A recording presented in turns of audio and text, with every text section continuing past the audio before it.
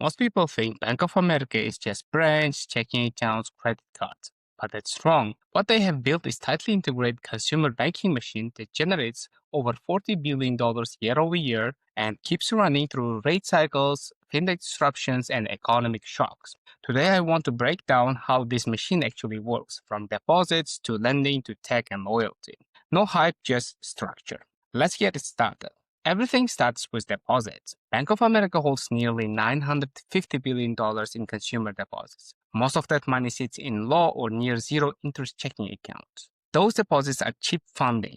In high-rate environment, Bank of America barely raises rates for retail customers, while earning more on loans and securities. This only works because of primacy. Over 70 million clients use Bank of America as their main checking accounts. Habit, convenience, trust, that creates inertia. The risk is obvious though. If consumers ever seriously move for yield, this advantage weakens. But so far, everything seems to be working quite fine. Deposits are not business. Lending is. Bank of America runs $320 billion plus consumer loan book. Credit cards are the star. Over 39 million active credit card accounts. Roughly 100 billion in card balances. Hundreds of billions in annual spend. But the real advantage is distribution. They do not chase customers with ads. They cross-sell to existing customers inside the application. One tap, pre-approved, low acquisition costs. Outside cards, lending strategy is quite conservative. Primary mortgages, high FICO home equity loans, mostly non-subprime auto. That restraint keeps losses low and margins stable. Next, digital operating system. This is where most people underestimate Bank of America. They have 49 million digitally active users. Most transactions cost almost nothing once they happen digitally. Humans are reserved for complex, high-value interactions. The AI assistant Erica handled hundreds of millions of interactions last year. Two-thirds of all product sales now happen digitally. This is not a legacy bank with an app. This is a massive software-driven distribution engine with a banking license. So, loyalty is the key in this whole system.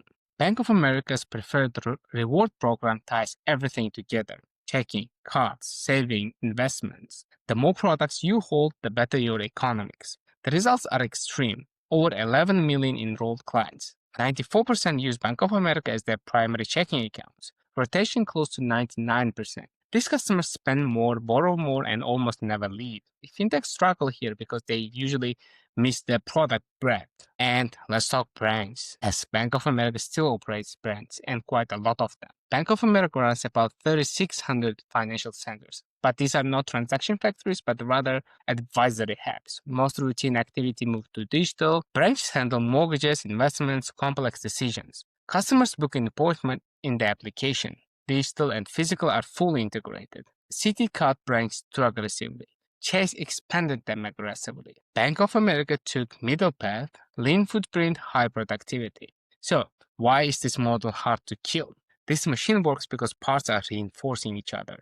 Cheap deposits fund lending, lending deepens relationship, digital lowers costs, loyalty locks customers in, branches support high volume moments. Each layer supports one another. You can attack one piece, but attacking the whole system is quite challenging. What lessons should learn fintech builders? There are three key lessons. 1. Privacy beats features. If you do not own the operating account, you are replaceable. 2. Cheap funding wins over the user experience. Paying high APY forever is not a business. 3. Tech should reduce human costs, not eliminate human entirely. Based on this, we can say Bank of America did not outwin fintechs. They out-integrated them. So, in the end, what can we say? Bank of America's consumer business keeps printing money quietly. It's not exciting, it's not viral, but structurally, it's one of the most efficient machines in the finance. If this was useful, let me know what other parts of the business you want me to break down in the future.